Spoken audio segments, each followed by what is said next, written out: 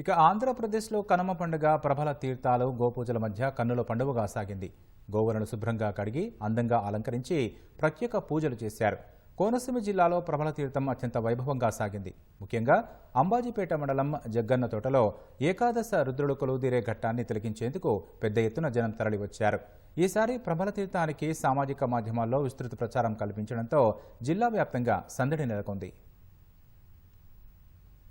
కనుమను పురస్కరించుకుని ఉభయ గోదావరి జిల్లాలో ప్రబల తీర్థాలు వైభవంగా సాగాయి. కోనసీమ జిల్లాలోని అంబాజీపేట, అమలాపురం, అల్లవరం, ఉప్పలగుప్తం, కాట్రేనికోన, ఐ పోలవరం, ముమ్మిడివరం, ఐనవిల్లి, కొత్తపేట, పి గన్నవరం, మామిడికుదురు, రాజోలు, సఖినేటిపల్లి మండలాల్లోని 170 గ్రామాల్లో భక్తి శ్రద్ధలతో ఉత్సాహంగా ప్రబల తీర్థం సాగింది. అంబాజీపేట మండలం వాకలగరువు, తొండవరం, గున్నేపల్లి అగ్రహారం ప్రభలు రాష్ట్రంలోని ఎత్తైన ప్రభలుగా గుర్తింపు పొందాయి.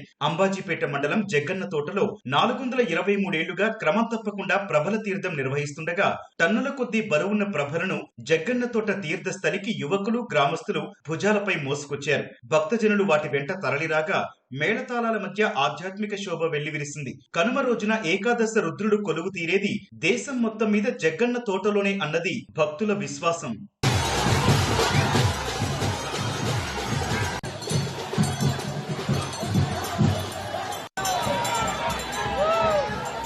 గంగలకుర్రులోని పార్వతీ సమేత చెన్నమల్లేశ్వర స్వామి, గంగలకుర్రు అగ్రహారంలోని ఉమా పార్వతీ సమేత వీరేశ్వర స్వామి వారి ప్రభలు స్థానికంగా ఉన్న అప్పర్ కౌశకి నది దాటి వచ్చే సన్నివేశాలను తిలకించేందుకు భక్తులు వేలాదిగా పోటెత్తారు. భారీగా వచ్చిన భక్తులతో జగ్గన్న తోట తీర్థానికి వచ్చే అన్ని దారుల్లోనూ ట్రాఫిక్ స్తంభించింది. ముక్కామల, పుల్లేటికుర్రు, అంబాజీపేట మార్గాల్లో కొద్దిసేపు ట్రాఫిక్ స్తంభించింది. ప్రభలు తిరిగి గ్రామాలకు వెళ్లేందుకు తీవ్ర ఇబ్బందులు పడ్డారు.